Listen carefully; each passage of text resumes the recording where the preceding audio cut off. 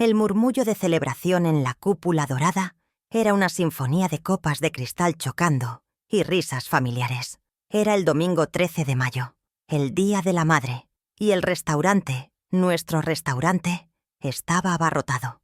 Cada mesa era un pequeño escenario de afecto, excepto la que estaba a punto de convertirse en la mía. Al llegar a la mesa para 3 que Tomás había reservado, mi nuera, Natalia, levantó una mano enjollada para detener a Lorenzo Vidal, el gerente. Su sonrisa era tan tensa como el hilo de perlas en su cuello.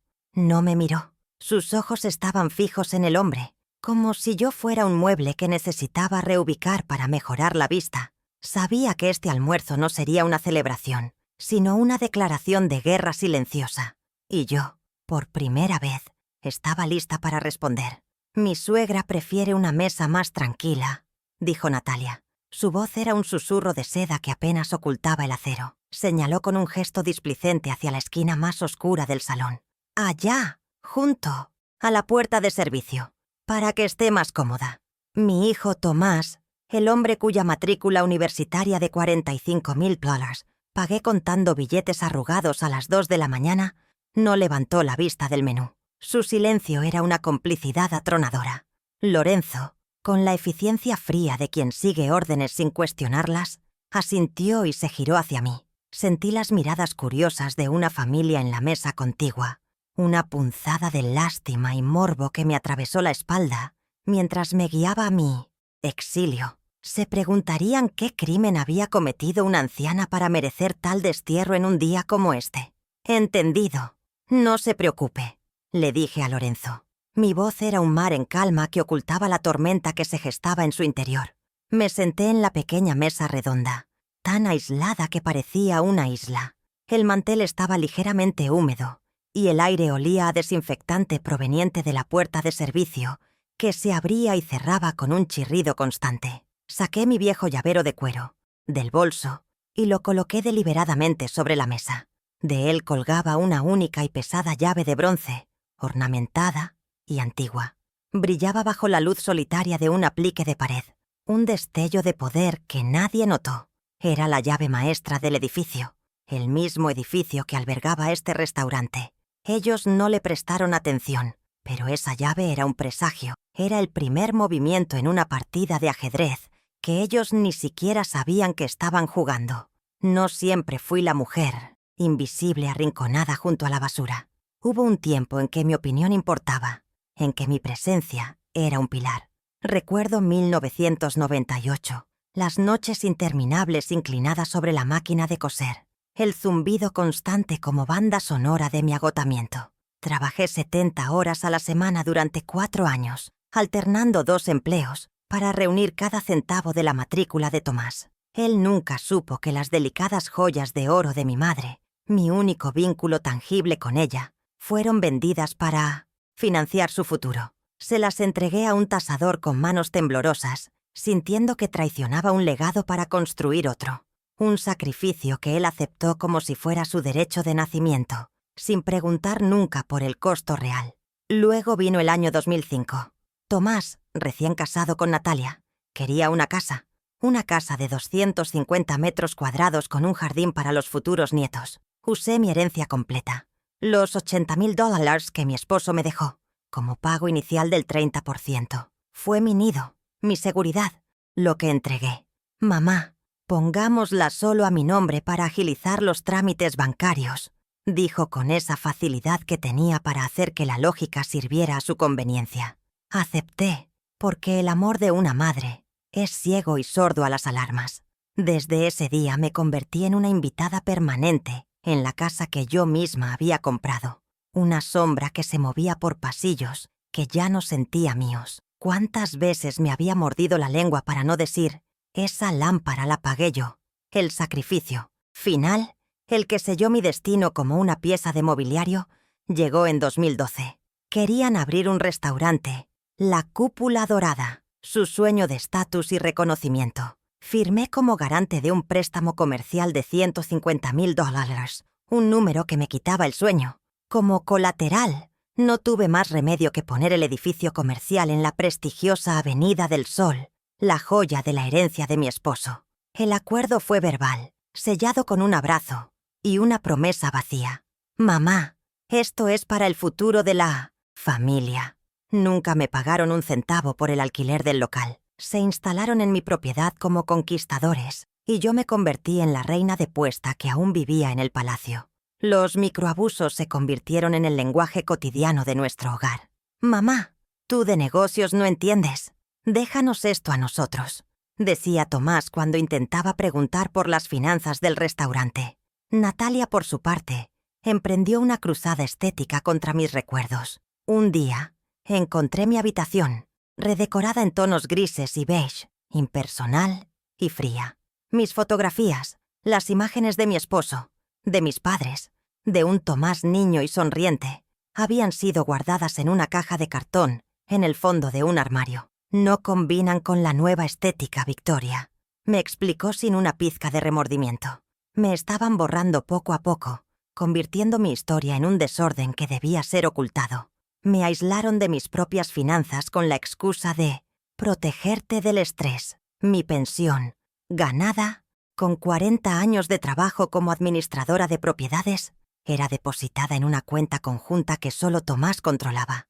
Me entregaba una asignación mensual, una cantidad que apenas cubría mis necesidades básicas, como si fuera una empleada a la que se le paga por existir discretamente. Un día, intenté retirar dinero para comprarle un regalo de cumpleaños a mi nieta, Sofía. El cajero automático emitió un pitido agudo y la pantalla mostró 2 palabras que definían mi situación. Saldo insuficiente. La humillación fue un golpe helado en el pecho.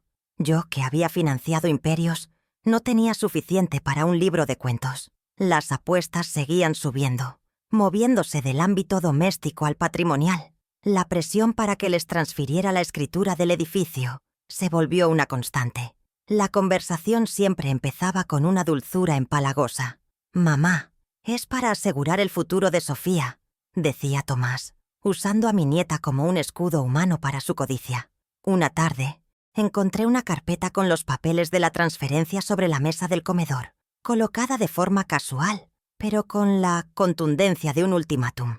La miré fijamente, sintiendo cómo el papel representaba el último vestigio de mi independencia. Cederlo no era asegurar el futuro de Sofía, era sentenciar el mío a la irrelevancia total. ¿Era esto lo que querían? ¿Despojarme de todo hasta que no quedara nada de Victoria Arencibia? La humillación de hoy, en este restaurante lleno de gente, era la culminación de todo, la representación pública de mi supuesto lugar en su mundo. Mientras ellos brindaban con champán en su mesa principal, yo miraba mi reflejo en la cuchara. Una mujer de 72 años, sola, junto a una puerta que olía a lejía. El dolor era agudo, pero debajo de él, algo más duro y frío comenzaba a cristalizarse. Era la claridad de que el amor no podía ser una excusa para la aniquilación. Saqué mi teléfono y vi un mensaje de Sofía, enviado a escondidas desde su mesa. «Abuela, ¿estás bien?» Ese pequeño acto de bondad fue la chispa que encendió la pólvora. Les respondí: «Mejor que nunca, querida. El espectáculo está por comenzar». Y entonces, la amenaza final, la que me empujó a actuar. Natalia había empezado a sembrar dudas sobre mi salud mental. La escuché hablar por teléfono con una de sus amigas en el jardín, su voz flotando en el aire de la tarde. «La memoria de Victoria ya no es la misma», decía con una falsa preocupación. «A veces se confunde, se pierde. Estamos pensando que quizás una residencia de ancianos sería lo mejor para ella». Días después, un folleto satinado del Hogar Dorado Senior Living apareció casualmente en mi mesita de noche. La imagen de ancianos sonrientes jugando al bingo me pareció una burla macabra. No solo querían mi dinero y mis propiedades, querían mi libertad, mi identidad. Querían encerrarme para que su versión de la historia fuera la única que quedara. Pero el sacrificio más grande no fue el dinero, no fue la casa, ni siquiera el edificio. Fue el silencio. El silencio que mantuve durante años creyendo que protegía a mi hijo, que preservaba una ilusión de familia. Estaba a punto de romperlo. Ellos habían olvidado algo fundamental sobre mí. Antes de ser madre y viuda, fui Victoria Arencibia, administradora de propiedades con un conocimiento impecable de contratos y derecho inmobiliario. Mi mente no era un archivo polvoriento.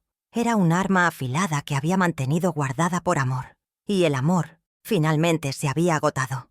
Creían que mi vulnerabilidad era mi hijo, pero ahora, mi hijo se había convertido en mi objetivo. El plan comenzó a tomar forma el viernes por la mañana, a las 10 en punto. Marqué el número de Elena Costa, mi mejor amiga desde la universidad, y una notaria jubilada tan lúcida como leal. «Elena», dije sin preámbulos, «necesito que prepares la revocación del comodato del edificio de la Avenida del Sol.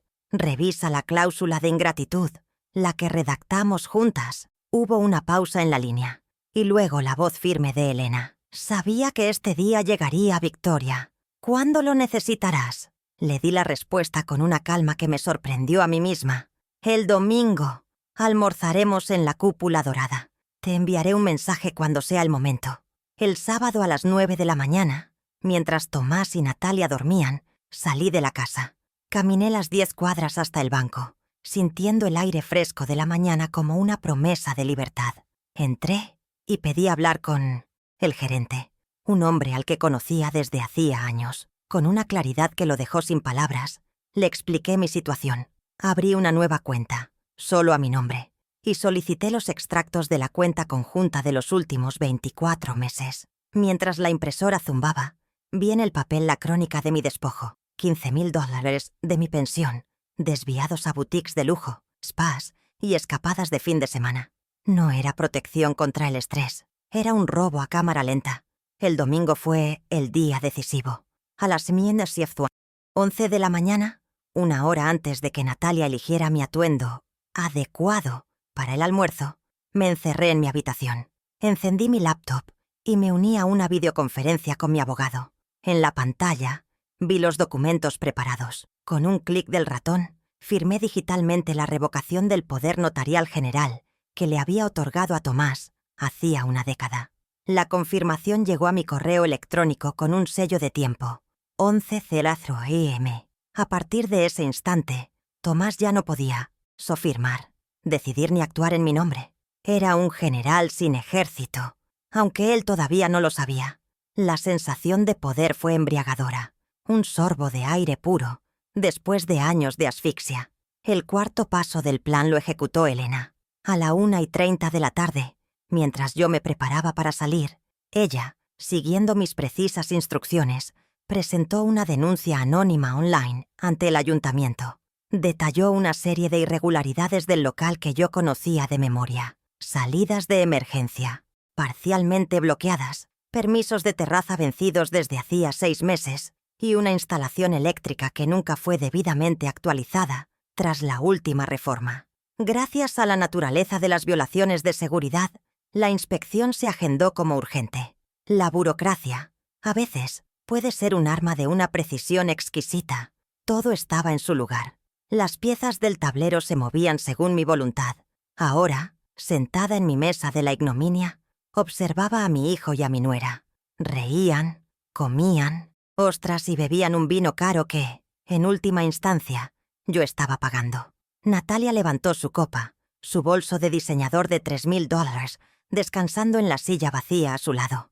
Tomás le sonrió. Su reloj suizo de $5,000, un regalo mío de su 40º cumpleaños, destellaba bajo las luces del candelabro. Parecían la imagen perfecta del éxito, una postal de prosperidad construida sobre cimientos de mi sacrificio. ¿Se acordarían de mí a apenas 20 metros de distancia? Probablemente no. En su mente, yo ya era un fantasma. Una nota a pie de página en su gloriosa biografía. Terminaron el plato principal. Lorenzo se acercó a ofrecerles el postre. Natalia pidió un volcán de chocolate y Tomás un tiramisú. La comida llegaba a su fin, y con ella, su reinado. Saqué mi teléfono móvil, el corazón latiendo con un ritmo firme y deliberado. Abrí el mensaje para Elena. Mis dedos no temblaron al escribir una sola palabra. Ahora. Pulsé enviar. La señal estaba dada. La segunda fase, la fase visible de mi plan, estaba a punto de comenzar. Ellos creían que la humillación había sido el plato principal. No sabían que yo estaba a punto de servir el postre, y sería amargo, frío y devastador. Tomás hizo un gesto para pedir la cuenta. Lorenzo llegó con una pequeña carpeta de cuero. La cuenta ascendía a 480, una cifra obscena para una comida familiar que de familiar no tenía nada. Tomás, con un aire de magnanimidad, entregó su tarjeta corporativa, la de la empresa cuyo préstamo yo garantizaba. Lorenzo la deslizó por el terminal. La máquina emitió un pitido agudo, discordante. Lorenzo frunció el ceño y la pasó de nuevo. El mismo sonido. «Señor Arencibia», dijo, su voz un poco más baja. «La tarjeta ha sido rechazada». El silencio que cayó sobre su mesa fue más denso que el volcán de chocolate de Natalia. El rostro de Tomás se enrojeció. La vergüenza era una mancha que se extendía por su cuello. «Debe ser un error del sistema», balbuceó, sacando otra tarjeta de su cartera. «Esta vez una personal». Se la entregó a Lorenzo, quien repitió el proceso. El mismo pitido, el mismo resultado. La humillación de Tomás era ahora pública, palpable. Las miradas que antes se dirigían a mí con lástima, ahora se enfocaban en él con una curiosidad cruel. Natalia lo miraba con furia, como si su incompetencia financiera fuera una afrenta personal. Fue en ese momento que decidí levantarme. Era mi turno de caminar hacia su mesa. Caminé lentamente, cada paso resonando en el suelo de mármol. Mi sombra se proyectó sobre ellos antes de que yo llegara. Me detuve junto a la mesa. Mi presencia repentina y tranquila los descolocó. «Quizás haya un problema con las cuentas», dije, mi voz serena pero cortante. «Las cuentas de la empresa están vinculadas a mí como garante. Y como no he recibido mi pensión completa durante los últimos 2 años, he notificado al banco esta mañana». Saqué de mi bolso el sobre del banco. Con un gesto deliberado, deslicé los extractos impresos sobre el mantel blanco, justo al lado del plato a medio comer de Natalia. La lista de sus lujos, financiada con mi dinero, estaba ahora a la vista de todos. Natalia soltó una risa forzada, un sonido agudo y desagradable. «Victoria, por favor, no hagas un drama. Tomás tiene tu poder para arreglar cualquier cosa. Es solo un malentendido bancario». Su arrogancia era su talón de Aquiles, la creencia inquebrantable de que yo era una anciana simple e inofensiva. Metí la mano en mi bolso de nuevo y saqué otro papel doblado. Lo desdoblé con cuidado y lo puse sobre los extractos. Era la notificación de revocación del poder notarial, con el sello digital y la hora bien visibles. Corregí suavemente. El poder fue revocado a las 11 de la mañana. A partir de hoy, me represento a mí misma. La sonrisa de Natalia se congeló en su rostro. Justo en ese instante, como si fuera una actriz entrando en escena en el momento justo, una mujer con un portapapeles y una expresión seria apareció en la entrada del restaurante. «Busco al gerente. Lorenzo Vidal», anunció con voz autoritaria. Era Irene Campos, la inspectora municipal. Lorenzo se apresuró a atenderla, su rostro pálido. Ella le entregó un documento oficial con el logo del ayuntamiento. «Tenemos una denuncia por graves fallos de seguridad. Procederemos a una inspección inmediata, lo que implica la clausura temporal del local». El pánico se apoderó del rostro de Lorenzo, y a través de él, del de Tomás. El imperio empezaba a derrumbarse. Y entonces, la pieza final de mi plan cruzó el umbral. Elena Costa, mi amiga, mi aliada, entró con la elegancia de una reina. Llevaba una carpeta de cuero sellada en sus manos. Caminó directamente hacia mí, ignorando el caos creciente a nuestro alrededor. Me entregó la carpeta con una mirada que decía: «La justicia a veces tarda, pero siempre llega documentada». Acepté la carpeta, sintiendo el peso del cuero y de la victoria. La abrí sobre la mesa, revelando el contrato de comodato original, el documento que ellos habían olvidado, o, más bien, habían decidido ignorar por completo. Primero le mostré el documento a Lorenzo, el gerente. Su dedo tembloroso siguió la línea donde mi firma, clara y firme, me designaba como la única propietaria del inmueble. Luego giré la carpeta hacia Tomás. Sus ojos se abrieron con incredulidad y terror al ver la cláusula que Elena y yo habíamos redactado con tanta previsión una década atrás. La cláusula de rescisión por trato manifiestamente ingrato. «Este edificio es mío», declaré, mi voz ahora resonando en el silencio atónito del restaurante. «Y este contrato, hijo mío, queda anulado hoy. Tienen 30 días para desalojar. Las consecuencias fueron inmediatas y devastadoras. Un castillo de naipes derrumbado por un solo soplido. La primera fue financiera. Con el poder revocado y la notificación al banco, el acceso de Tomás a todas las cuentas y tarjetas de crédito quedó bloqueado. Se había convertido, en un instante, en un rey sin reino y sin tesoro. La segunda consecuencia fue patrimonial. El restaurante, su principal fuente de ingresos y, más importante aún, su símbolo de estatus, estaba siendo clausurado frente a sus ojos. La cúpula dorada se había convertido en su tumba social. Y la tercera, la más dolorosa para ellos, fue reputacional. La humillación fue absoluta, total, ejecutada frente a una audiencia de sus pares, socios comerciales y rivales que observaban desde sus mesas, testigos de su caída en tiempo real. Una semana después, la escena era muy diferente. Ya no estábamos en un restaurante de lujo, sino en el salón de la casa que yo había comprado. Tomás y Natalia estaban sentados en el sofá, sus rostros pálidos y demacrados. El silencio en la habitación era pesado, lleno de palabras no dichas y de una tensión que se podía cortar con un cuchillo. Yo estaba de pie, frente a ellos, sosteniendo un nuevo documento. No era una orden de desalojo, ni una demanda.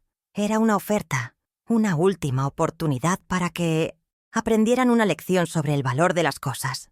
Les presenté un contrato de alquiler, redactado por mi abogado. Pueden quedarse aquí, les dije, mi voz tranquila y firme, sin rastro de ira o de triunfo. La renta es de 2.500 liras al mes, pagaderos el primer día de cada mes. Mi dinero y mis propiedades son míos. Si las condiciones no les parecen adecuadas, la puerta está abierta para que busquen otro lugar. Natalia me miró con odio puro, pero Tomás simplemente bajó la cabeza. Derrotado. La dinámica de poder había cambiado irrevocablemente. Ya no era la invitada silenciosa en mi propia casa. Era la propietaria, y ellos, por primera vez, tendrían que pagar su camino. La era de los sacrificios unilaterales había terminado.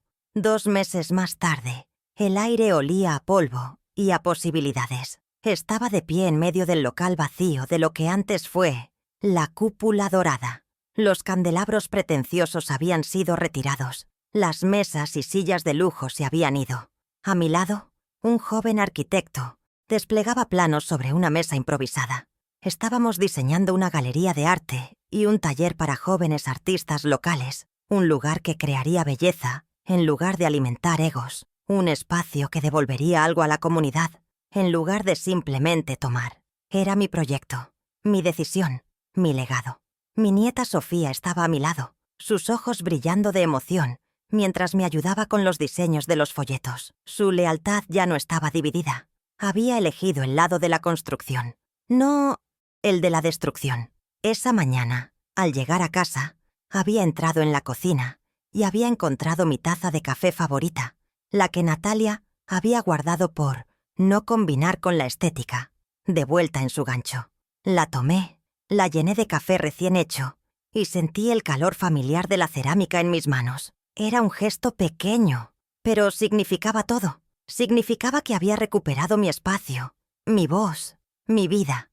Mientras miraba los planos, el sol entraba a raudales por los grandes ventanales, iluminando las motas de polvo que bailaban en el aire. Pensé en la ironía de todo. Ellos me habían hecho comer sola, me habían relegado a un rincón para no verme, para hacerme invisible, pero al hacerlo, me dieron la perspectiva que necesitaba para ver el panorama completo, para ver las grietas en su fachada dorada. Intentaron quitarme un asiento en su mesa, así que decidí quedarme con el edificio entero. Hay dignidades, me dije a mí misma, que simplemente no caben en un solo puesto, y la mía finalmente tenía todo el espacio que necesitaba para florecer. El murmullo de celebración en la cúpula dorada era una sinfonía de copas de cristal chocando y risas familiares. Era el domingo 13 de mayo, el Día de la Madre, y el restaurante, nuestro restaurante, estaba abarrotado. Cada mesa era un pequeño escenario de afecto, excepto la que estaba a punto de convertirse en la mía. Al llegar a la mesa para 3 que Tomás había reservado, mi nuera, Natalia, levantó una mano enjollada para detener a Lorenzo Vidal. El gerente. Su sonrisa era tan tensa como el hilo de perlas en su cuello. No me miró. Sus ojos estaban fijos en el hombre, como si yo fuera un mueble que necesitaba reubicar para mejorar la vista. Sabía que este almuerzo no sería una celebración, sino una declaración de guerra silenciosa. Y yo, por primera vez, estaba lista para responder con la artillería que ellos mismos me habían dado. Victoria necesita su espacio. Una mesa aparte estará perfecto para ella, dijo Natalia. Su voz era un susurro de seda que apenas ocultaba el acero. Señaló con un gesto displicente hacia la esquina más oscura del salón. Allá, junto a la puerta de servicio.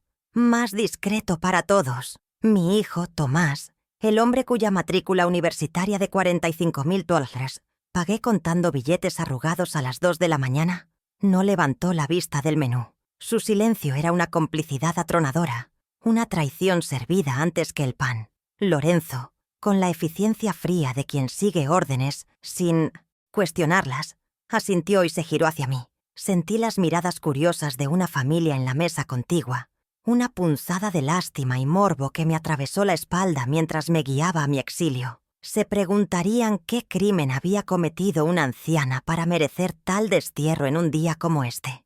Entendido. No se preocupe, le dije a Lorenzo. Mi voz era un mar en calma que ocultaba la tormenta que se gestaba en su interior. Caminé detrás de él, sintiendo el peso de cada mirada. Pasé junto a mesas llenas de abuelas rodeadas de nietos, de madres recibiendo flores y besos. El contraste era una herida abierta. Cada paso hacia esa esquina oscura era un recordatorio de mi supuesto lugar en el mundo que yo misma había financiado. La alfombra de felpa roja ahogaba el sonido de mis zapatos, pero no el de mi corazón latiendo con una furia helada y metódica. No era la furia de una víctima, sino la de una estratega que acababa de ver el tablero con una claridad absoluta. Ellos no me estaban desterrando. Me estaban dando el punto de observación perfecto para mi contraataque. Me senté en la pequeña mesa redonda, tan aislada que parecía una isla. El mantel estaba ligeramente húmedo y el aire olía a desinfectante proveniente de la puerta de servicio que se abría y cerraba con un chirrido constante. La luz era escasa. Un solo aplique de pared arrojaba un círculo amarillento sobre la tela blanca. Desde mi posición, tenía una vista panorámica del salón, de cada gesto, de cada sonrisa, hipócrita. Ellos, en su mesa central, estaban en el escenario, creyéndose los protagonistas. No se daban cuenta de que yo, desde la penumbra, era la directora de la obra que estaba a punto de comenzar. La soledad que me impusieron se convirtió en mi mayor ventaja. La invisibilidad me otorgaba el poder de observar sin ser observada. Saqué mi viejo llavero de cuero del bolso y lo coloqué deliberadamente sobre la mesa.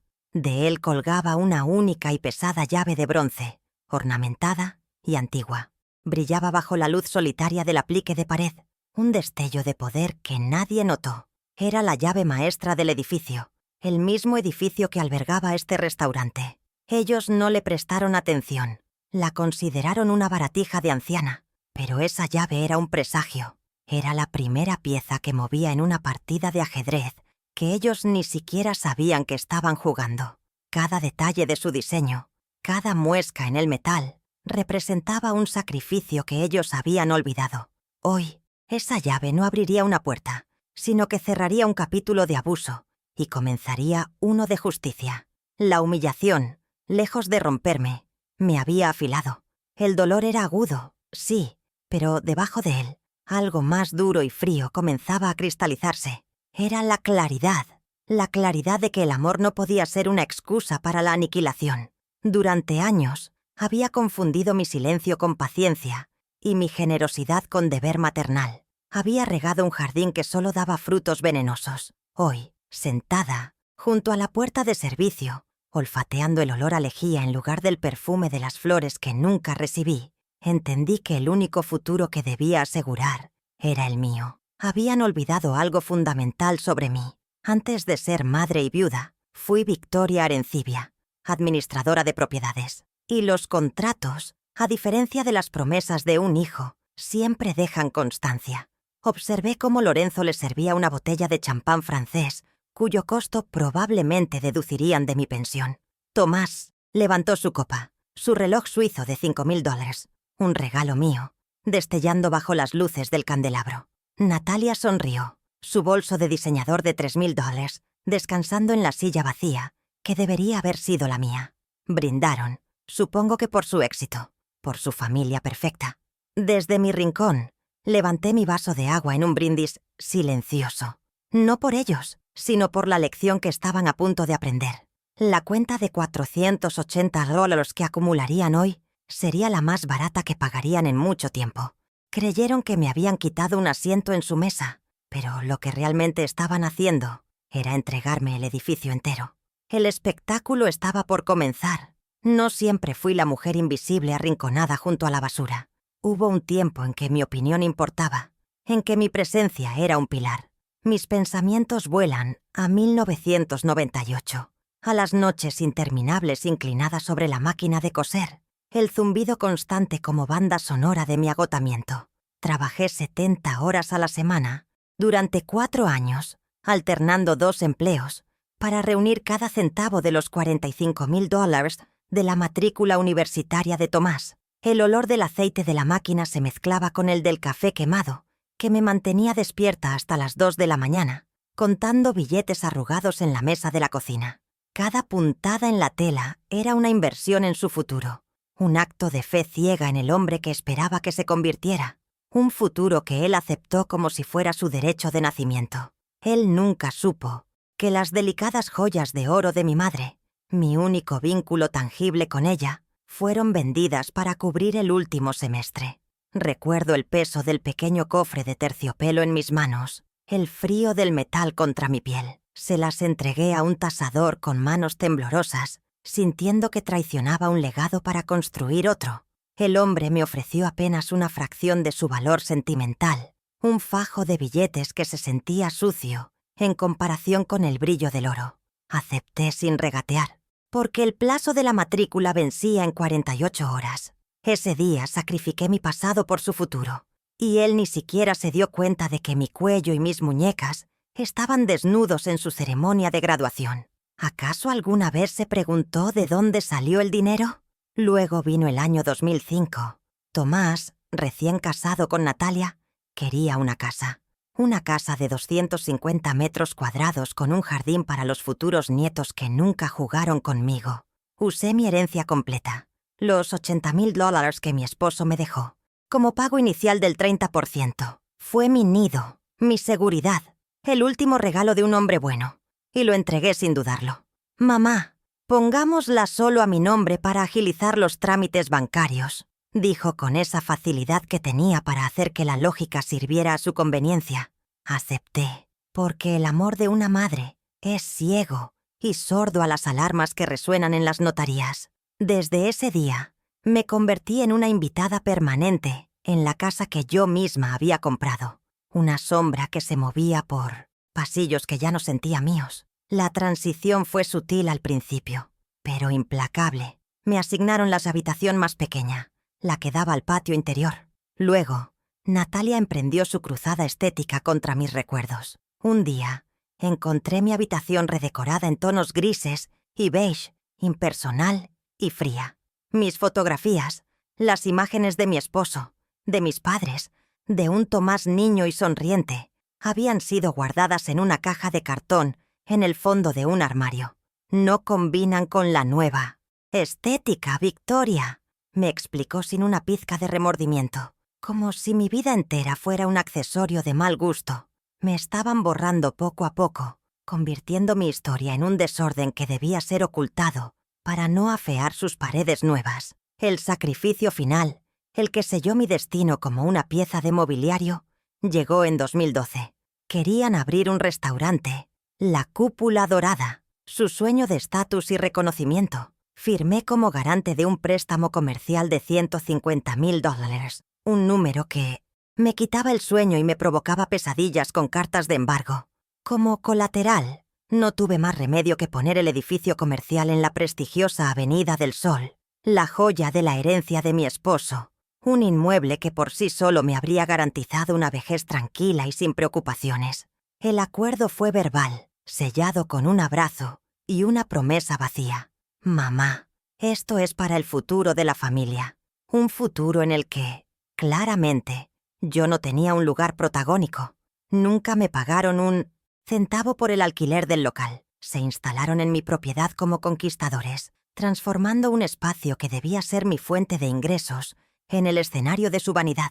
Cuando intentaba preguntar por las finanzas, por los balances que como garante tenía derecho a ver, la respuesta era siempre la misma. «Mamá, tú de negocios no entiendes. Déjanos esto a nosotros», decía Tomás con una condescendencia que me helaba la sangre. Me trataban como a una niña, como si mi firma en un documento de 6 cifras hubiera sido un acto de senilidad y no de confianza. Me silenciaron con paternalismo, asegurándose de que la dueña del tablero nunca pudiera mover sus propias piezas. Me aislaron también de mis propias finanzas con la excusa de protegerte del estrés. Mi pensión, ganada con 40 años de trabajo como administradora de propiedades, era depositada en una cuenta conjunta que solo Tomás controlaba. Me entregaba una asignación mensual, una cantidad que apenas cubría mis necesidades básicas, como si fuera una empleada a la que se le paga por existir discretamente. Un día, intenté retirar dinero para comprarle un regalo de cumpleaños a mi nieta, Sofía. El cajero automático emitió un pitido agudo y la pantalla mostró 2 palabras que definían mi situación: saldo insuficiente. La humillación fue un golpe helado en el pecho. Yo, que había financiado imperios, no tenía suficiente para un libro de cuentos. Las apuestas seguían subiendo, moviéndose del ámbito doméstico al patrimonial. La presión para que les transfiriera la escritura del edificio se volvió una constante. La conversación siempre empezaba con una dulzura empalagosa. «Mamá, es para asegurar el futuro de Sofía», decía Tomás, usando a mi nieta como un escudo humano para su codicia. Una tarde encontré una carpeta con los papeles de la transferencia sobre la mesa del comedor, colocada de forma casual, pero con la contundencia de un ultimátum. La miré fijamente, sintiendo cómo el papel representaba el último vestigio de mi independencia. Cederlo no era asegurar el futuro de Sofía, era sentenciar el mío a la irrelevancia total. ¿Era esto lo que querían? ¿Despojarme de todo hasta que no quedara nada de Victoria Arencibia? Pero el sacrificio más grande no fue el dinero, no fue la casa, ni siquiera el edificio. Fue el silencio que mantuve durante 24 años creyendo que protegía a mi hijo, que preservaba una ilusión de familia. Estaba a punto de romperlo. Ellos habían olvidado algo fundamental sobre mí. Antes de ser madre y viuda, fui Victoria Arencibia, administradora de propiedades con un conocimiento impecable de contratos, cláusulas y derecho inmobiliario. Mi mente no era un archivo polvoriento. Era un arma afilada que había mantenido guardada por amor, y el amor finalmente se había agotado. Creían que mi vulnerabilidad era mi hijo, pero ahora mi hijo se había convertido en mi objetivo. La amenaza de la residencia de ancianos fue el catalizador, la gota helada que desbordó un vaso lleno de décadas de humillación. El folleto satinado del Hogar Dorado Senior Living en mi mesita de noche era una declaración de guerra. Las fotos de ancianos sonrientes jugando al bingo me parecieron una burla macabra, un futuro prefabricado que Natalia había elegido para mí. La escuché hablar con una amiga en el jardín, su voz una melodía venenosa flotando en el aire. La memoria de Victoria ya no es la misma, se confunde. No solo querían mi dinero y mis propiedades, querían mi libertad, mi identidad. Querían encerrarme para que su versión de la historia fuera la única que quedara. Fue su error final. Al intentar borrarme, me recordaron exactamente quién era yo. Esa noche no dormí. En lugar de sucumbir al miedo, sentí una calma gélida apoderarse de mí. Su crueldad me había dado un regalo inesperado, la claridad absoluta. Me levanté al amanecer y fui a mi pequeño escritorio, un mueble que había sobrevivido a todas las redecoraciones de Natalia. Abrí el último cajón, el que guardaba los archivos de mi vida anterior como administradora de propiedades. Mis dedos, acostumbrados a la tela y las agujas, ahora buscaban el tacto del papel legal. Ellos me veían como una costurera senil, pero habían olvidado que antes de coser para pagar su educación, Yo redactaba y revisaba contratos que valían millones. Su mayor equivocación fue subestimar la memoria que tanto se esforzaban en desacreditar. La primera prueba, la piedra angular de mi contraataque, estaba allí, en una carpeta de cartón etiquetada como Avenida del Sol, 2012, el contrato de comodato original. El papel estaba ligeramente amarillento, pero mi firma y la de Tomás seguían siendo nítidas. Lo saqué y mis ojos encontraron la cláusula que mi mente había archivado con una precisión infalible. Cláusula octava. Rescisión por trato manifiestamente ingrato. Elena y yo la habíamos incluido como una formalidad, una salvaguarda estándar que nunca imaginé necesitar. Al leerla no sentí triunfo, sino una profunda confirmación. El favor se agradece, la propiedad se respeta. Ellos habían fallado en ambas cosas. El documento no era solo papel, era la escritura de mi liberación. A las 10 en punto del viernes, llamé a Elena. No hubo necesidad de explicaciones largas ni de lamentos. «Elena», dije, mi voz firme. «Lo encontré. La cláusula de ingratitud. Prepara la revocación del comodato». Hubo un silencio en la línea, y luego su voz, tan sólida como el roble. «Sabía que este día llegaría, Victoria. La justicia a veces tarda, pero siempre llega documentada». Le di las instrucciones para el domingo, para el almuerzo en la cúpula dorada. Ella sería mi testigo, mi aliada, la portadora de la primera estocada legal. Colgué el teléfono sintiendo cómo una red de apoyo, invisible pero poderosa, se tejía a mi alrededor. Ya no estaba sola en mi rincón oscuro. La segunda pieza del rompecabezas era más dolorosa. La revocación del poder notarial que le había otorgado a Tomás hacía una década. Recordaba el día que lo firmé, su mano sobre la mía, su promesa de cuidar de todo para que no te estreses, mamá. Qué ingenua había sido. El sábado por la mañana organicé una videoconferencia con mi abogado. Desde la pantalla de mi laptop vi el documento preparado. A partir de hoy me represento a mí misma, pensé, mientras mi cursor se posicionaba sobre el botón de firma digital. El clic del ratón fue un sonido casi imperceptible, pero resonó como un portazo a años de control y manipulación. La confirmación con el sello digital y la hora, 11:00 AM, apareció en mi correo. Tenía la prueba en mis manos, con el poder legal de vuelta en mi control. El siguiente paso era rastrear el dinero. El sábado por la mañana caminé las 10 cuadras hasta el banco. El gerente, un hombre que me conocía desde hacía 20 años, me recibió con una formalidad que delataba su incomodidad. «Necesito los extractos de la cuenta conjunta de los últimos 24 meses», le dije. Mi tono no dejaba lugar a objeciones. Mientras la impresora zumbaba, vi la crónica de mi despojo materializarse en el papel. Cada hoja era una bofetada. No eran gastos para protegerme del estrés. Eran desvíos sistemáticos para financiar una vida de lujos que no podían permitirse. La prueba era tangible. Una lista de transferencias a boutiques de lujo y spas que sumaban más de $15,000. Sostuve los extractos grapados en mis manos. Eran más que números. Eran la prueba irrefutable de su desprecio. Veía el nombre de Mietjes Theaters, mi pensión, ganada con 40 años de trabajo, y a su lado, los nombres de las tiendas donde Natalia compraba sus bolsos de $3,000. La frase de Tomás, «Mamá, tú de negocios no entiendes», resonaba en mi cabeza. Quizás no entendía de su tipo de negocios, el que se basa en el engaño y la explotación, pero entendía perfectamente un balance contable, y este estaba manchado de rojo, no con deudas, sino con traición. Guardé los papeles en mi bolso. Creí que me protegías del estrés, hijo, no de mi propio dinero.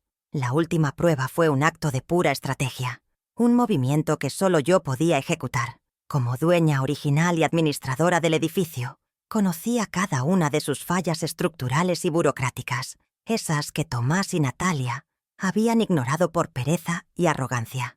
La salida de emergencia del segundo piso siempre estaba parcialmente bloqueada con cajas de vino.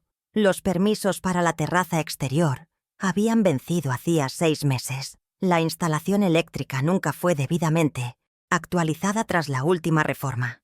Le dicté cada uno de estos puntos a Elena por teléfono. Ella, siguiendo mis instrucciones, presentó una denuncia anónima online ante el municipio.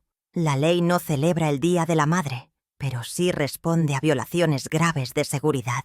La noche antes del almuerzo, extendí mis pruebas sobre la colcha de mi cama. Eran 4 documentos, 4 armas silenciosas. El contrato de comodato, que demostraba mi propiedad. La revocación del poder, que restauraba mi autoridad. Los extractos bancarios, que exponían su robo. Y la copia de la denuncia municipal, que garantizaba el caos. Cada papel representaba un sacrificio que ellos habían dado por sentado. Juntos, formaban un mosaico de justicia ineludible. No era una venganza impulsada por el odio, sino un reequilibrio necesario de las balanzas. Iba a la cena no como una víctima, sino como una acreedora a punto de cobrar una deuda que no se pagaría con dinero. Al día siguiente, mientras Natalia elegía un vestido beige y soso para mí, para que no desentones, yo ya estaba vestida por dentro con una armadura de acero y celulosa. Sostenía en mi bolso el poder de desmantelar su mundo pieza por pieza. Ellos habían planeado un almuerzo para exhibir mi irrelevancia, para reafirmar su control. No sabían que yo había transformado su escenario en mi tribunal. Cada copa de champán que bebieran, cada risa forzada, solo haría más dulce el momento en que la cuenta final llegara a su mesa. Y esa cuenta, la que yo iba a presentar, no tendría cifras, sino consecuencias. Estaba lista. El espectáculo, mi espectáculo, estaba a punto de comenzar. La amenaza del folleto del Hogar Dorado Senior Living fue el golpe de gracia que transformó mi dolor en una estrategia fría y metódica. Ya no había lugar para las lágrimas. El viernes por la mañana, a las 10 en punto, con la casa en silencio, marqué el número de Elena Costa desde mi habitación. Su voz, siempre lúcida, respondió al segundo timbrazo. «Elena», dije sin preámbulos, mi tono tan sereno como el de quien dicta una lista de compras. «Necesito que prepares la revocación del comodato del edificio de la Avenida del Sol. Revisa la cláusula de ingratitud, la que redactamos juntas hace una década». Hubo una pausa, no de sorpresa, sino de sombría confirmación. Sabía que este día llegaría, Victoria. «¿Cuándo lo necesitarás?». Le di la respuesta con una calma que me sorprendió a mí misma. «El domingo. Almorzaremos en la Cúpula Dorada. Te enviaré un mensaje cuando sea el momento». No necesité darle detalles del último ultraje. Ella conocía la historia completa, cada sacrificio y cada humillación. Nuestra conversación no fue la de 2 amigas lamentándose, sino la de 2 profesionales ejecutando un plan. Le recordé la ubicación exacta de la cláusula octava y el lenguaje preciso que habíamos utilizado. Ella, desde su despacho lleno de libros de derecho, me confirmó su validez y la fuerza de nuestra posición. El trato, manifiestamente ingrato, es una de las causas más sólidas, y tú tienes 20 años de pruebas, afirmó. Le pedí que preparara el documento en una carpeta oficial, sellada, lista para ser entregada en público. No solo quería justicia, quería un público. Quería que el escenario de mi humillación se convirtiera en el teatro de su caída, y cada detalle debía ser impecable. El sábado a las 9 de la mañana, mientras Tomás y Natalia dormían, salí de la casa con mi bolso y una determinación de hierro. Caminé las 10 cuadras hasta el banco, sintiendo el aire fresco de la mañana como una promesa de libertad. Cada paso era un adiós a la mujer que había sido, la que aguantaba en silencio. Al entrar, pedí hablar con el gerente, un hombre al que conocía desde hacía años y que siempre me trataba con una condescendencia paternalista. Con una claridad que lo dejó sin palabras, le expliqué mi situación. Abrí una nueva cuenta, solo a mi nombre, y solicité los extractos impresos de la cuenta conjunta de los últimos 24 meses. Su expresión cambió de la amabilidad profesional al nerviosismo palpable mientras procesaba mi solicitud, entendiendo las implicaciones de lo que estaba pidiendo. La impresora del banco comenzó a zumbar, un sonido monótono que para mí era una sinfonía de reivindicación. Hoja tras hoja, la crónica de mi despojo se materializaba en papel. Vi desfilar los nombres de las boutiques más caras de la ciudad, spas de fin de semana, cenas en restaurantes que costaban la mitad de mi asignación mensual, un cargo de $3,000 por un bolso de Natalia. otro de 1.200 euros por una escapada de fin de semana para dos. En total, más de 15.000 dólares de mi pensión desviados en los últimos 2 años. No era protección contra el estrés. Era un robo a cámara lenta, ejecutado con la arrogancia de quienes se creen impunes. El gerente me entregó el fajo de papeles grapados con un silencio respetuoso. Cada hoja era una factura, y el domingo, finalmente, iba a cobrarla. El domingo fue el día decisivo. Las 11 de la mañana, una hora antes de que Natalia eligiera mi atuendo adecuado para el almuerzo, me encerré en mi habitación. La casa estaba impregnada de una falsa calma festiva. Encendí mi laptop y me uní a una videoconferencia con mi abogado, un joven brillante que Elena me había recomendado. En la pantalla vi los documentos preparados, claros y concisos. Con un clic del ratón, firmé digitalmente la revocación del poder notarial general que le había otorgado a Tomás hacía una década, aquel que le daba control absoluto sobre mis bienes y decisiones. El acto fue silencioso, casi anticlimático, pero su poder era tectónico. Estaba reclamando mi soberanía con la misma tecnología que ellos usaban para monitorear mis gastos. La confirmación llegó a mi correo electrónico con un sello de tiempo oficial. 11:00 AM. La imprimí de inmediato, añadiéndola a la creciente pila de pruebas en mi bolso. A partir de ese instante, Tomás ya no podía firmar, decidir ni actuar en mi nombre. Era un general sin ejército, un rey sin corona, aunque él todavía no lo sabía. La sensación de poder fue embriagadora, un sorbo de aire puro, después de años de asfixia. Toqué el papel, aún tibio por la impresora. Era más que un documento legal, era mi declaración de independencia. ¿Cómo se siente un hombre cuando descubre que el poder que creía tener era solo un préstamo? Y el plazo acaba de vencer. Estaba a punto de averiguarlo. El cuarto paso del plan lo ejecutó Elena con la precisión de un cirujano. A la 1:30 de la tarde, mientras yo me preparaba para salir, soportando los comentarios de Natalia sobre mi peinado, ella, siguiendo mis precisas instrucciones, presentó una denuncia anónima online ante el ayuntamiento. Le había dictado una lista de irregularidades del local que yo conocía de memoria, fruto de mis años como administradora de propiedades. La salida de emergencia del segundo piso, perpetuamente bloqueada con cajas de vino francés. Los permisos de la terraza, vencidos desde hacía 6 meses. Y una instalación eléctrica que nunca fue debidamente actualizada tras la última reforma. Un riesgo de incendio latente. La ironía era deliciosa. Mi memoria, la que ellos tildaban de defectuosa, era el arma que sellaría su destino. La burocracia, que suele ser lenta y engorrosa, puede ser un arma de una precisión exquisita cuando se le presentan violaciones de seguridad graves. Gracias a la naturaleza de la denuncia, que incluía riesgo de incendio y obstrucción, de vías de evacuación, el sistema la marcó automáticamente como inspección de urgencia. Elena me envió una captura de pantalla de la confirmación, con un número de expediente asignado. La maquinaria del Estado ya estaba en movimiento. Un tren de carga imparable que se dirigía directamente a la puerta de la Cúpula Dorada. Todo estaba en su lugar. Las piezas del tablero se movían según mi voluntad, y el jaque mate era solo cuestión de tiempo. Con mi arsenal de documentos cuidadosamente ordenado en mi bolso, me dejé conducir por Tomás al restaurante. Natalia, sentada en el asiento del copiloto, hablaba de sus planes para las vacaciones de verano, ajena a la tormenta que se cernía sobre ella. Yo, en el asiento trasero, repasaba mentalmente la secuencia de los hechos.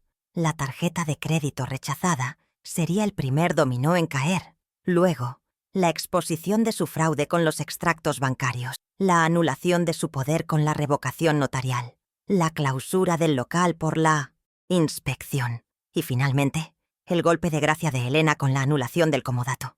No era un plan de venganza, era una demolición controlada. Ahora, sentada en mi mesa de la ignominia, observaba a mi hijo y a mi nuera. Reían, comían ostras y bebían un vino caro que, en última instancia, yo estaba pagando. Parecían la imagen perfecta del éxito, una postal de prosperidad construida sobre cimientos de mi sacrificio. ¿Se acordarían de mí a apenas 20 metros de distancia? Probablemente no. En Su mente. Yo ya era un fantasma. Una nota a pie de página en su gloriosa biografía. Terminaron el plato principal. Lorenzo se acercó a ofrecerles el postre. La comida llegaba a su fin, y con ella, su reinado. Saqué mi teléfono móvil, el corazón latiendo con un ritmo firme y deliberado. Abrí el mensaje para Elena. Mis dedos no temblaron al escribir una sola palabra. Ahora, pulsé enviar. Ellos creían que la humillación había sido el plato principal. No sabían que yo estaba a punto de servir el Aschenstierschweig postre, y sería amargo, frío y devastador. El mensaje fue enviado. Ahora, la palabra tan simple y definitiva desapareció de la pantalla de mi teléfono. Una flecha invisible lanzada a través de la ciudad.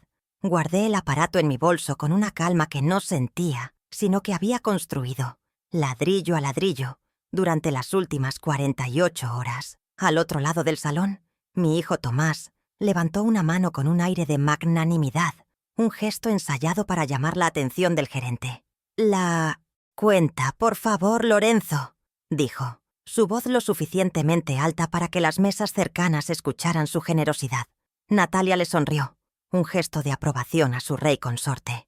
Disfrutaron de su última cena en el castillo que creían suyo, ajenos a que la orden de desalojo ya estaba en camino. Su mundo estaba a punto de encogerse al tamaño de una factura impagable. Lorenzo se acercó con la eficiencia que lo caracterizaba, llevando una pequeña carpeta de cuero negro. La abrió con un movimiento discreto y se la presentó a Tomás. Pude ver los números desde mi rincón. $480. Una cifra obscena para un almuerzo que celebraba todo, menos a una madre. Tomás, sin siquiera mirar el detalle, sacó su cartera.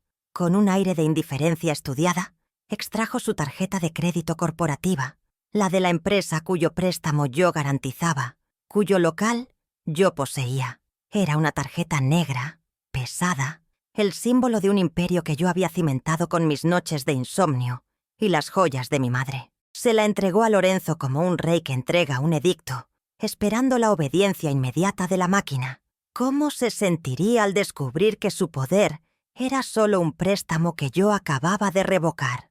Lorenzo deslizó la tarjeta por el terminal portátil. El silencio se prolongó un segundo más de lo normal. En lugar del suave y discreto pitido de aprobación, la máquina emitió un chillido agudo, discordante, un sonido vulgar en aquel ambiente de lujo contenido. Lorenzo frunció el ceño, un microgesto de contrariedad que intentó disimular de inmediato. «Disculpe, señor Arencibia, a veces la conexión falla», murmuró, pasando la tarjeta de nuevo con un poco más de fuerza, como si la presión física pudiera doblegar la voluntad de la red bancaria. El aire alrededor de la mesa de Tomás se cargó de una tensión sutil. Natalia dejó de remover su café, su cucharilla suspendida a medio camino. La primera grieta en su fachada dorada acababa de aparecer, y era más ruidosa de lo que habían imaginado. El mismo pitido, más insistente esta vez, rompió el murmullo del restaurante. La humillación ya no era una posibilidad, era un hecho. Lorenzo, visiblemente incómodo, bajó la voz. «Señor Arencibia», dijo casi en un susurro, «la tarjeta ha sido rechazada». El rostro de Tomás se enrojeció. El rubor trepó por su cuello como una mancha de vino tinto sobre un mantel impecable. El color delataba la vergüenza que sus palabras intentaban negar. Natalia lo miraba fijamente. Su sonrisa congelada se había convertido en una mueca de incredulidad y reproche. El collar de perlas en su cuello parecía súbitamente más apretado, como si la estuviera estrangulando. La familia de la mesa contigua, la que me había mirado con lástima, ahora los observaba a ellos con una curiosidad mucho más cruel. El foco de la atención había cambiado. «Debe ser un error del sistema», balbuceó Tomás, su voz un poco más aguda de lo normal. La excusa sonaba hueca, desesperada. Abrió su cartera de nuevo, revolviendo los compartimentos con una torpeza que desmentía su habitual seguridad. Sacó otra tarjeta, esta vez una personal, de un llamativo color platino, y se la entregó a Lorenzo. Era un intento patético de reafirmar su estatus, como si el color del plástico pudiera borrar la vergüenza del rechazo. «Pruebe con esta», ordenó, aunque su tono ya no era el de un rey, sino el de un hombre que ruega que no lo expongan. Natalia no apartaba la vista de él. Sus ojos eran dos fragmentos de hielo. Su silencio era más elocuente que cualquier grito, una condena fría a la incompetencia de su marido. El terminal emitió el mismo sonido por tercera vez, un pitido final, burlón y definitivo. El rechazo ya no era un error técnico, era una sentencia. El silencio que cayó sobre su mesa fue más denso que el volcán de chocolate de Natalia. La humillación de Tomás era ahora pública, palpable, un espectáculo para el resto de los comensales. Vi a un hombre de negocios 2 mesas más allá levantar una ceja, a una mujer susurrar algo al oído de su acompañante. El estatus, tan cuidadosamente construido, se desmoronaba en tiempo real. La mirada de Natalia hacia Tomás ya no contenía solo furia. Había desprecio, el veneno que corroe los cimientos de las alianzas basadas en el poder y el dinero. En ese instante, supe que no solo estaba destruyendo su negocio, sino también su matrimonio. Fue entonces que decidí levantarme. El momento era perfecto. Dejé mi servilleta sobre la mesa y me puse de pie, sintiendo cómo mis articulaciones, a pesar de mis 72 años, respondían con una agilidad sorprendente. Caminé lentamente, cada paso resonando en el suelo de mármol. Mi sombra se proyectó sobre ellos antes de que yo llegara. El restaurante entero pareció contener la respiración. Ya no era la anciana relegada a un rincón. Era una figura que avanzaba desde la penumbra hacia el centro del escenario. La directora de la obra que se acercaba a su trágico final. Ellos, atrapados en su vergüenza, levantaron la vista hacia mí, sus rostros una mezcla de confusión y pánico. No entendían qué papel jugaba yo en su catástrofe. Estaban a punto de descubrirlo.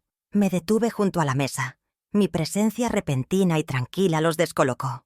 No había ira en mi rostro, solo una calma serena que los inquietaba aún más. Tomás abrió la boca para decir algo, probablemente para pedirme que me fuera, que no empeorara su humillación, pero no le di tiempo. «Quizás haya un problema con las cuentas», dije. Mi voz lo suficientemente alta para ser escuchada, pero sin un ápice de histeria. Sonaba casi como una sugerencia útil, lo que la hacía infinitamente más amenazante. Mi hijo me miró con los ojos muy abiertos, como si viera por primera vez a la mujer que había administrado propiedades y negociado contratos antes de que él aprendiera a leer. La dinámica de poder había cambiado irrevocablemente. Yo estaba de pie, ellos, sentados. Con un gesto deliberado, abrí mi bolso y saqué el sobre del banco. No era un sobre cualquiera. Tenía el logotipo de la entidad financiera impreso, un sello de autoridad innegable. Lo sostuve por un instante antes de hablar, dejando que el peso del momento se asentara. «Las cuentas de la empresa están vinculadas a mí como garante», expliqué con una claridad didáctica. «Y como no he recibido mi pensión completa durante los últimos 2 años, he notificado al banco esta mañana». Deslicé los extractos impresos sobre el mantel blanco, justo al lado del plato a medio comer de Natalia. La lista de sus lujos, financiada con mi dinero, estaba ahora a la vista de todos, una crónica detallada de su codicia. Su pequeño imperio acababa de recibir su primer golpe directo. Natalia soltó una risa forzada, un sonido agudo y desagradable que no engañó a nadie. Su arrogancia era su talón de Aquiles, la creencia inquebrantable de que yo era una anciana simple e inofensiva, una pieza de ajedrez que no sabía moverse. «Victoria, por favor, no hagas un drama», dijo, intentando recuperar el control de la narrativa. «Esto es solo un malentendido bancario. Tomás tiene tu poder para arreglar cualquier cosa, ¿verdad, cariño?». Miró a mi hijo buscando confirmación, pero él solo podía mirarme a mí, su rostro pálido por la comprensión que empezaba a amanecer en su mente. La pregunta de Natalia quedó flotando en el aire, una trampa que ella misma había tendido, y yo tenía la respuesta en mi bolso, doblada y lista para ser exhibida. La pequeña victoria estaba asegurada, pero la guerra apenas comenzaba. Metí la mano en mi bolso de nuevo y saqué otro papel doblado, el que había imprimido esa misma mañana. Lo desdoblé con un cuidado casi ceremonial y lo puse sobre los extractos bancarios, cubriendo la lista de sus robos con la prueba de mi emancipación. Era la notificación de revocación del poder notarial, con el sello digital y la hora bien visibles. Corregí suavemente a Natalia. Mi voz era un hilo de acero en el aire tenso del restaurante. El poder fue revocado a las 11 de la mañana. A partir de hoy, me represento a mí misma. La sonrisa de Natalia no se congeló, se rompió, como un espejo que cae al suelo, dejando al descubierto la mueca de pánico que había debajo. Tomás me miró, y por primera vez en años, no vi condescendencia en sus ojos, sino miedo. Un miedo puro y primordial al darse cuenta de que la marioneta había cortado sus propias cuerdas. El silencio que siguió a mis palabras fue absoluto. Un vacío que absorbió el murmullo de las otras mesas. Los comensales ya no disimulaban. Nos observaban abiertamente, testigos de un drama familiar que se había vuelto irresistiblemente público. El reloj suizo de Tomás, mi regalo, pareció detener su tic-tac. Él abrió la boca, pero no salió ningún sonido. Había pasado una década dando por sentada su autoridad sobre mí, firmando documentos en mi nombre, moviendo mi dinero a su antojo, todo bajo el paraguas de un poder que yo le había otorgado por amor. Y en menos de 10 segundos, con un solo papel, le había demostrado que el amor no es una escritura de propiedad. Su mundo, construido sobre la presunción de mi pasividad, se estaba desmoronando, y él no tenía las herramientas para reconstruirlo. Justo en ese instante, como si fuera una actriz entrando en escena, en el momento preciso dictado por el guión, una mujer con un portapapeles y una expresión seria apareció en la entrada del restaurante. Vestía un traje sastre funcional y caminaba con una autoridad que no necesitaba alzar la voz. «Busco al gerente, Lorenzo Vidal», anunció. Su voz era clara y cortante, y resonó en el silencio atónito. Era Irene Campos, la inspectora municipal, la consecuencia de una denuncia anónima, hecha con la precisión de un cirujano. El pánico se apoderó del rostro de Lorenzo, quien se apresuró a atenderla, abandonando nuestra mesa como si estuviera en llamas. La catástrofe personal de mi hijo estaba a punto de convertirse en un desastre empresarial. Lorenzo interceptó a la inspectora a medio camino, intentando llevarla a su oficina, lejos de las miradas curiosas. Pero Irene Campos no era una mujer que se dejara guiar a la trastienda. Se detuvo en medio del salón y le entregó un documento oficial con el logo del ayuntamiento bien visible. «Tenemos una denuncia por graves fallos de seguridad», declaró, su voz sin emoción. «Salidas de emergencia bloqueadas, permisos vencidos e irregularidades en la instalación eléctrica. Procederemos a una inspección inmediata, lo que implica, por protocolo, la clausura temporal del local hasta nuevo aviso». La palabra clausura cayó como una guillotina. Vi el color desaparecer del rostro de Tomás. Su símbolo de estatus, su cúpula dorada, estaba a punto de ser sellada con cinta amarilla frente a todos sus pares. Y entonces, la pieza final de mi plan, la más elegante y devastadora, cruzó el umbral. Elena Costa, mi amiga, mi aliada, entró con la dignidad de una reina visitando una provincia en caos. Llevaba un impecable traje de lino, blanco, y una carpeta de cuero sellada en sus manos. Ignoró por completo a la inspectora, a Lorenzo y al murmullo creciente de los comensales. Sus ojos buscaron los míos a través del salón, y en su mirada vi 70 años de amistad y una lealtad inquebrantable. Caminó directamente hacia nuestra mesa. Cada paso era una afirmación de poder y justicia. Se detuvo a mi lado, un pilar de serenidad en medio de la tormenta que habíamos desatado juntas. No era solo mi amiga, era la portadora de la sentencia final. «La justicia a veces tarda, Victoria», me dijo en voz baja pero audible para la mesa, «pero siempre llega documentada». Me entregó la carpeta de cuero. La acepté, sintiendo el peso del cuero y de la victoria inminente. El olor a papel legal era el perfume más dulce que había olido en mucho tiempo. Con una calma deliberada, abrí la carpeta sobre la mesa, revelando el contrato de comodato original, el documento que ellos habían olvidado, o más bien, habían decidido ignorar por completo durante una década.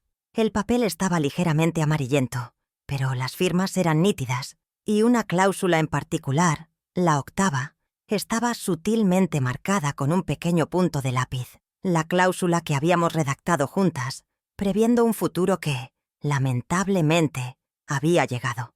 Primero le mostré el documento a Lorenzo, el gerente, que se había acercado de nuevo a nuestra mesa, atraído por el nuevo foco de drama. Su dedo tembloroso siguió la línea donde mi firma, clara y firme, me designaba como la única propietaria del inmueble. Su rostro palideció aún más al comprender que no trabajaba para Tomás, sino para mí. Luego, sin decir una palabra, giré la carpeta hacia mi hijo. Sus ojos, desorbitados, se clavaron en el papel, buscando una escapatoria que no existía. Le señalé con mi dedo la cláusula octava, la que Elena y yo habíamos redactado con tanta previsión. Rescisión unilateral e inmediata por trato manifiestamente ingrato. El favor se agradece, hijo mío. La propiedad se respeta. Levanté la vista del documento y lo miré directamente a los ojos. Mi voz, cuando hablé, ya no era la de una madre suplicante, sino la de una propietaria ejecutando una orden. «Este edificio es mío», declaré, y esta vez mi voz resonó en el silencio del restaurante, clara y final. «Y este contrato, hijo mío, queda anulado hoy. Tienen 30 días para desalojar». La cara de Tomás se descompuso. No era ira, ni siquiera tristeza. Era la incredulidad absoluta de un hombre que se da cuenta de que ha perdido una guerra que ni siquiera sabía que estaba luchando. Natalia soltó un pequeño gemido ahogado, el sonido de su mundo de apariencias implosionando. La cúpula dorada no solo estaba siendo clausurada, estaba siendo reclamada por su verdadera dueña. Las consecuencias fueron inmediatas y devastadoras. Un castillo de naipes derrumbado por un solo soplido. La primera fue financiera, con el poder revocado y la notificación al banco, el acceso de Tomás a todas las cuentas y tarjetas de crédito quedó instantáneamente bloqueado. Se había convertido, en menos de 5 minutos, en un rey sin reino y sin tesoro. El hombre que se pavoneaba con un reloj de $5.000 no tenía ni un centavo en el bolsillo para pagar un café. La humillación de la tarjeta rechazada no había sido un error del sistema. Había sido el primer disparo de una ejecución financiera perfectamente planeada. Su riqueza era una ilusión, y yo acababa de apagar el proyector. La segunda consecuencia fue patrimonial.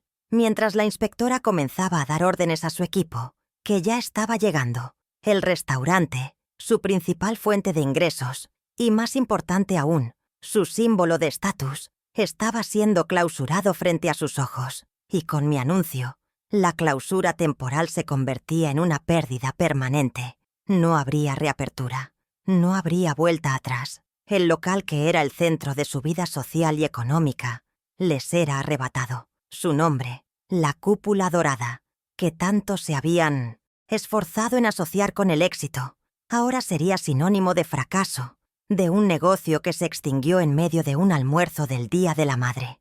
Y la tercera consecuencia, la más dolorosa para ellos, fue reputacional. La humillación fue absoluta, total, ejecutada frente a una audiencia de sus pares, socios comerciales y rivales, que observaban desde sus mesas, testigos de su caída en tiempo real. Pude ver los teléfonos móviles grabando discretamente, los susurros convirtiéndose en un zumbido audible. La historia se extendería por la ciudad antes de que terminara el postre. Tomás y Natalia ya no eran la pareja poderosa y envidiada. Eran los protagonistas de un escándalo, los hijos ingratos despojados de su imperio por la anciana a la que habían despreciado. Su capital social, tan cuidadosamente acumulado, se había evaporado. Me levanté de la mesa, dejando los documentos como lápidas sobre sus sueños rotos. Caminé hacia la caja. Saqué un billete de $20 de mi bolso y pagué por mi copa de agua y el pan que apenas había tocado, un acto simbólico de mi recién recuperada independencia. Elena me esperaba en la puerta. Al salir, el sol de la tarde me pareció más brillante que nunca. No miré hacia atrás. Los dejé allí, sentados en medio de las ruinas de su vida, con una cuenta de $480 que no podían pagar y un futuro que ya no les pertenecía. Me habían quitado un asiento en su mesa, así que decidí quedarme con el edificio entero. Hay dignidades, me dije a mí misma, que simplemente no caben en un solo puesto, y la mía, finalmente, tenía todo el espacio que necesitaba para florecer. Una semana después, la escena era muy diferente. Ya no estábamos en un restaurante de lujo, sino en el salón de la casa que yo había comprado. el mismo salón donde mis fotografías habían sido desterradas por no combinar con la estética. Tomás y Natalia estaban sentados en el sofá de diseño que mi dinero había pagado, pero su postura ya no era la de dueños, sino la de acusados, en un tribunal silencioso. Sus rostros estaban pálidos y demacrados. Las ojeras delataban noches de insomnio. El silencio en la habitación era espeso, lleno de palabras no dichas y de una tensión que se podía cortar con un cuchillo. Yo estaba de pie, frente a ellos, sosteniendo una carpeta con un nuevo documento. No era una orden de desalojo, ni una demanda. Era una oferta, una última y fría lección sobre el valor real de las cosas. Los miré, no con odio, sino con la distancia de un geólogo que observa dos rocas erosionadas por el tiempo y la presión.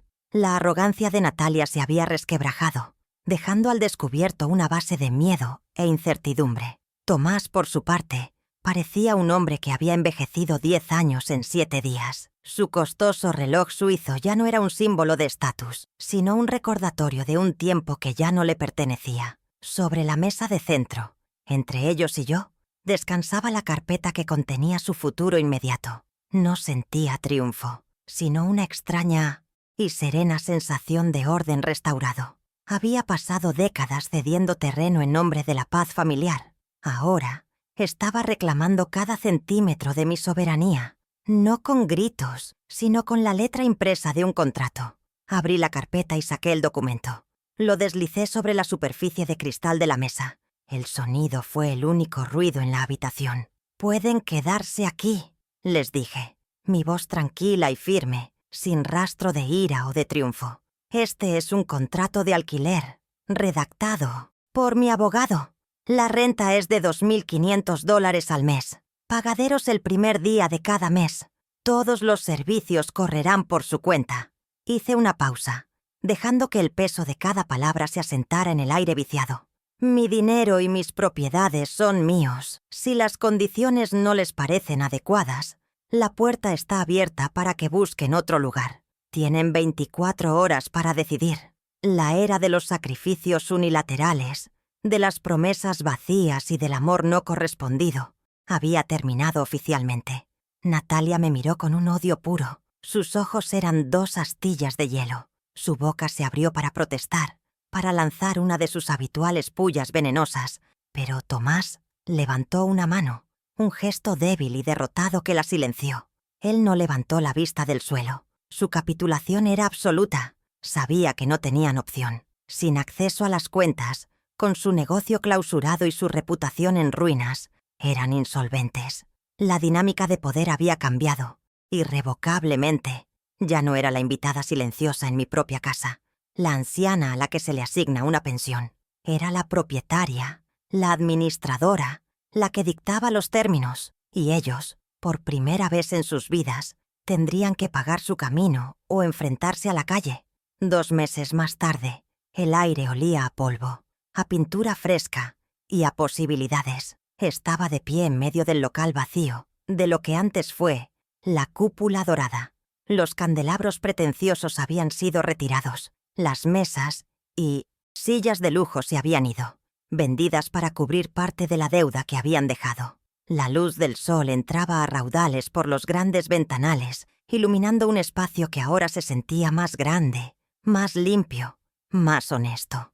A mi lado, un joven arquitecto llamado Mateo desplegaba unos planos sobre una mesa improvisada. Las líneas y los dibujos no mostraban mesas para comensales egoístas, sino espacios abiertos, paredes blancas y una luz perfecta para exhibir el talento que a menudo es invisible. Estábamos diseñando una galería de arte y un taller para jóvenes artistas locales, un lugar que crearía belleza en lugar de alimentar egos. Galería El Legado, así la llamaríamos. Un espacio que devolvería algo a la comunidad, en lugar de simplemente tomar. Era mi proyecto, mi decisión, mi legado. Mateo me explicaba con entusiasmo cómo podríamos usar la antigua cocina como taller de cerámica y la zona del bar como una pequeña biblioteca de arte. Escuchaba cada palabra, sintiendo cómo un propósito nuevo y vibrante echaba raíces en mi interior. Ya no estaba financiando el sueño de estatus de otros, Estaba construyendo un sueño propio, uno que tendría un valor más allá de cualquier balance financiero. Mi nieta Sofía estaba a mi lado, sus ojos brillando de emoción, mientras sostenía muestras de colores para las paredes. Su lealtad ya no estaba dividida. Había visto la verdad con una claridad que me llenaba de orgullo. Había elegido el lado de la construcción, no el de la destrucción. Esa mañana me había ayudado a diseñar el folleto de inauguración de la galería. Su presencia era un bálsamo, la prueba de que el amor genuino puede sobrevivir incluso en los terrenos más áridos. Ella no veía a una abuela vengativa, sino a una mujer que finalmente había reclamado su poder para hacer algo bueno con él. ¿Crees que a la gente le guste, abuela?, me preguntó, su voz llena de una esperanza que yo creía perdida para siempre en nuestra familia. «Les encantará, querida», le respondí, apretando su hombro, «porque nacerá de algo real». La relación con mis padres había cambiado drásticamente. Ahora vivían bajo mis reglas, pagando un alquiler que cubría exactamente la hipoteca y los impuestos. Había una distancia fría y formal entre nosotros, pero era preferible a la falsa calidez de antes. Tomás me hablaba con un respeto temeroso, y Natalia apenas me dirigía la palabra, lo cual era una bendición. Su poder sobre mí se había evaporado, y sin él no quedaba nada entre nosotros. Habían perdido no solo su imperio, sino también el último vestigio de mi afecto incondicional. La casa estaba más silenciosa, pero era un silencio pacífico, no opresivo. Esa mañana, al volver de la reunión en la galería, había entrado en la cocina. El sol de la mañana iluminaba el espacio, y mis ojos se posaron en algo que no había visto en años. Allí, colgada en su antiguo gancho, estaba mi taza de café favorita. Era una pieza de cerámica simple, de un azul profundo, con un pequeño desconchado en el borde que conocía de memoria. Natalia la había guardado en una caja en el sótano, hacía 5 años, porque no combinaba con la nueva estética de la cocina.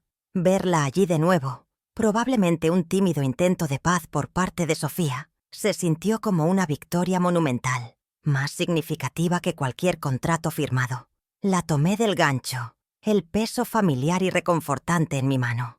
La llené con el café recién hecho, el aroma llenando la cocina. Era un gesto pequeño, pero significaba todo. Significaba que había recuperado mi espacio, mi voz, mi historia.